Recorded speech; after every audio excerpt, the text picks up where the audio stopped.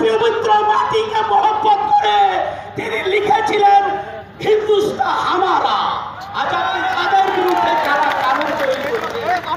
বন্ধুগণ দেখুন আমাদের মোদিজির আইন কত বড় কত মারাত্মক কালা কানুন। আপনাকে এই কালা কানুন কত